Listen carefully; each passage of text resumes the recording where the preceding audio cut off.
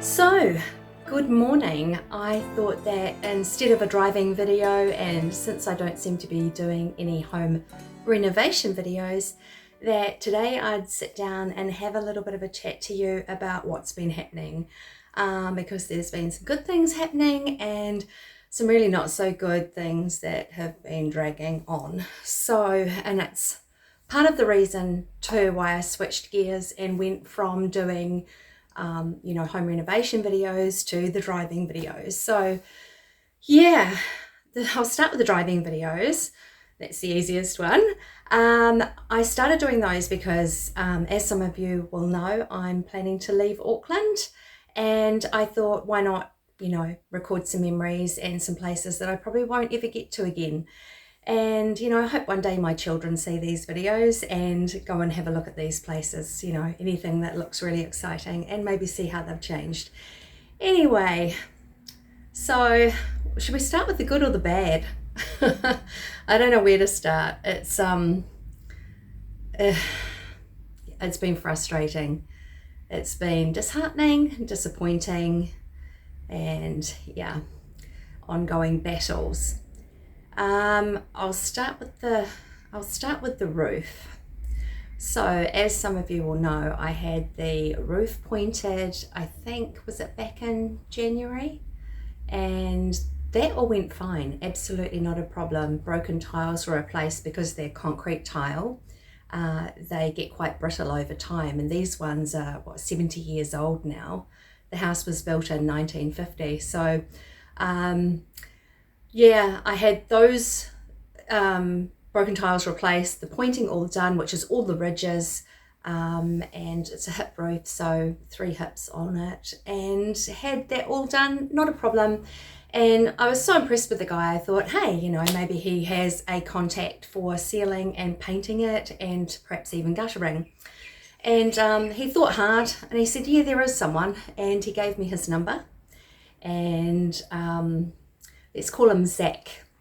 And I contacted Zach, and he came around, and he seemed pretty good, and he gave me a quote for just sealing and painting the roof. And I said, well, because we'd already discussed whether he could do guttering, and he'd said yes. And so he said, oh, well, look, this is the price to do the guttering as well, and that's not a problem. So it's not all of the guttering all the way around the house, but because of the way this house is positioned down the hill from the ridge line, which is the road, it's pretty much what you see when you come in the driveway. You see the roof first before anything else. So at the moment it is a copper gutter that has been painted, and they are prime targets for thieves. So I would never, as much as I'd love to, I would never be able to strip it back to copper and have proper gutters. I could never get it re-rolled or anything like that, which would be absolutely wonderful in the ideal world, but there's a lot of crime in New Zealand, so that won't be happening. So anyway, back to Zach. Zach said he'd do the job, and we set a date because he didn't have anything coming up, he said, and he had a gap, and he could squeeze me in, and he asked for 50% up front, which I was quite nervous about. So I rang this other joker that was on the roof, this other chap. Don't know whether people use the word joker in other countries, but I rang this other guy, and who'd recommended him, and I said, look, he's asking for half up front and it's making me nervous. Always trust your gut instinct. Anyway, I didn't. I went on somebody else's opinion, and he'd worked with him many, many times, including while he was doing my job. So the guy that was doing the pointing was going backwards and forwards to a job working with Zach. Anyway, so the pointer said that no, he'll be fine. He's honest and upfront. You will get your job done. And so you can see where this is going, can't you? You can just see it. And I kind of wondered, but I thought, well, I have to take the chance because I need to get this done. And it's really hard to find good tradespeople here. Pretty much you're better off to do it yourself because, yeah, it's not going to happen, which is, yeah, why I want to build a house myself, because tradesmen will run off with your money. I've given it away now, haven't I? Anyway, so Zach said he would start on the Tuesday and he wanted the money on the Friday. This was back in February. So I gave him the money and he was supposed to start on the Tuesday. And well, actually it was end of January, early February. So yeah. Anyway, so I gave him the money. He was supposed to start on the Tuesday. He didn't turn up. Because as you know, or maybe as you know, I was doing Airbnb. And so to have anybody on the roof, I was completely blocking out Airbnb so that guests wouldn't have to put up with, thumping on the roof. And I mean, if anything awful did happen, like, not that anything would, but I don't know, the tiles get broken and the roof falls through, something like that. I didn't want any chances with anything.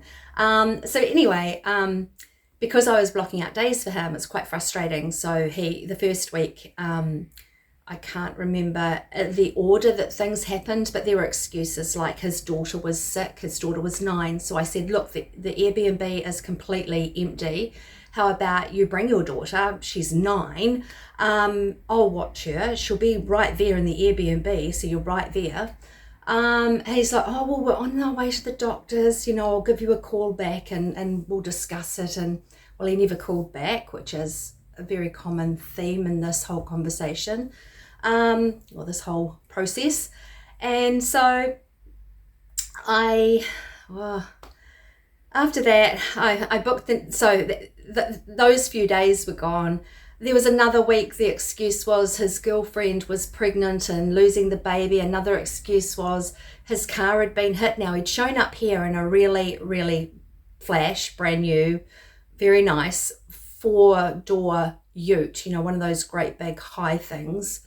So it wasn't cheap. And yeah, he said that his ute had been hit and he'd had to go out and buy a new one, which was odd.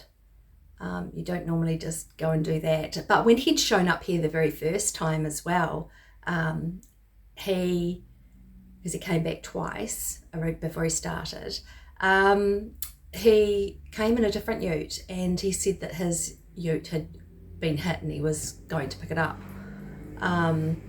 So interesting. But anyway, turns out this guy owns 2 businesses. I'd done some homework before I agreed to give him the 50% up front, and I had checked to make sure he wasn't in liquidation and that he had a registered business, and he had 2. So just to sort of check out all about him, checked old news records and things like that as much as you can quickly. And I kind of felt like, my money was safe. And anyway, so it went on like that for 4 weeks of him not showing up. And on the last week, and all the excuses or no excuse at all, and me chasing him and giving him phone calls to find out, are you coming today? It's like, oh, my water pressure and water blaster's not working, so I'm trying to get it fixed. And another excuse was, well, your water pressure's bad. I sent him a video of my water pressure because people are impressed. It's really strong here. We have a pump just 3 houses away on the top of the hill, so there's no problem with water pressure. Yeah, so anyway, on the 4th week, I said, forget it, I'm done, I'm out of here, I don't want to, this is obviously not going to happen, so I just want my money back. And he said, oh, yes, I'll get you your money by Friday. Well, of course, Friday comes and goes. The next week, oh, you'll have your money by, I think it was the Tuesday. That came and went. So that was the 18th. Was it the 18th of March or like the second week of March? And yeah, now we're into April and I still haven't got the money.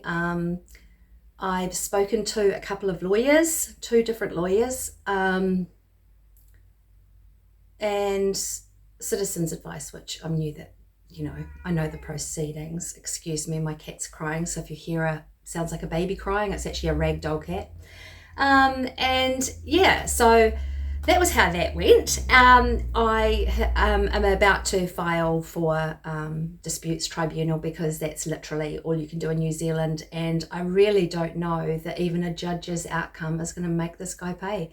And I don't think that they really worry about it here too much. It is actually really hard to get your money back once you've paid someone, even if they own a business.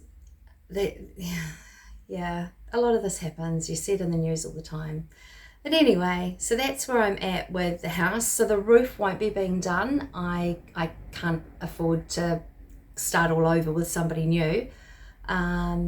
So Airbnb, the last guest, not here, but they've just left. And so I haven't made up the room again yet. I'm in the process. I'll take you down and show you. So I'm in the process of moving everything back into the kitchen, and I've taken the wall down that was between, and we're in quite a state of disarray. So the house was one big house. It's 5 bedrooms and 2 bathrooms and all of that. So I'd actually split it up. So that's our little oven that we were using, my son and I. And so I've been cleaning flat tack, trying to get it all looking good again. Lots of dust all over the floor with taking down that wall. And then I'm going to have the real estate agents come through and give me a value and sort of pick an agent and discuss, sales techniques and things like that, because a lot of them like auctions.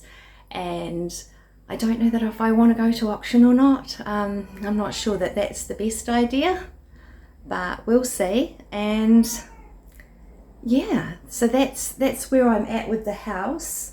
Oh, the other thing is, I've got a little job. So it's not in my degree or my postgraduate, which I think is the way for a lot of people.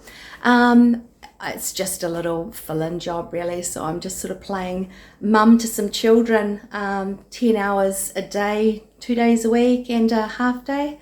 So it leaves me a bit of time free. I'm having fun. I'm really quite enjoying it. So it's, it's much better cleaning somebody else's house than your own and looking after other people's children, although it comes with its own challenges. But I'm enjoying it. It's an interim fill-in, and they know that, and they're quite happy. So it's a matter of, getting the house ready now, getting it listed for sale. Hopefully the roof doesn't detract from the value too much. And I will be moving off onto the next leg and trying to find a property to move into. And I know in New Zealand it really drops the sales, or the properties, I guess, available drops. And so I don't know if I'm going to be really desperately looking to find a house to buy. I certainly won't be able to rent down there because I have 2 cats and not employed. I won't be employed then, and things like that. So they don't, I don't look good on paper. I've been a homeowner, so I don't have rental references. So yeah, I'm thinking sort of last ditch, that I buy land or a section that doesn't have covenants, because a lot of properties that are in subdivisions here are what maybe as estates. They have a lot of covenants with them, which means you have to build to their regulations. So it might be a price bracket, might be you can't self-build. That would be a no-no for me. And colour of the building, colour of the fence. There's a lot of hoops sometimes you have to jump through with these places, and I've built in them before, but I don't want to go down that track again. I'd really like to just be left to my own devices. So if I end up with a property that I can do what I want with it, I'll probably end up putting a caravan on it, or one of those rental cabins if I can get one. live in that temporarily. It's like where to put my tools. I have, you know, quite a few and I'll need them. And the first thing I'll probably build is like a 2-bedroom storage room, sleep out on skids perhaps, and perhaps the size of a large container so that it can be trucked off when we move on to the next property, or you know, I can sell it or whatever. Move it around. Yeah, so that's sort of the plan. The problem too that I have is I draft my own houses. So way back in the day, I was an architectural technician for 5 minutes. And since then I've built 3 houses. So it's not new to me, but the building code has changed here, so that will be. But that's kind of exciting too. And I'll probably get a draftsman just to look over everything, and I don't do well at bracing calculations. I never sort of got that far in my role. There was always somebody else that did that part. So, you know, you do what you can do and what you're experienced with. And yeah, so that's going to take some time to get that done too, and I don't know quite how long the consenting process is taking here. So that's another sort of, it could slow things down. The other thing is we'll be moving down in winter, so it's going to be a bit horrible to start with, but can only get better from there, eh? Wow, I think I've talked myself out. I need a drink now, cup of tea. And yeah, I think that I will see you next time. I don't know what the next video will be, whether it will be something to do with the house or whether it will be a driving video. I've got a few jobs here. I want to do a few, you know, like freshen up the paintwork and lots of cleaning. I don't really know if I want to film that because, you know, I'm not really a camera person, really, I don't think. But anyway, yeah, I will leave this video here and I will see you next week. See you then. Bye. Thanks for watching. Oh, and if you've enjoyed this video, thumbs up. I'd really appreciate it. I can't believe, just a little add-on, I can't believe the YouTube algorithm. I've gone from 22 watch hours and I thought I was doing okay, and this was about 3 weeks ago, and now I'm at 13. So I really don't know what's going on. It's a bit disappointing. Yeah, going backwards quickly there. Anyway, we'll see you next time. Bye. It's really goodbye now. You can go now. Bye.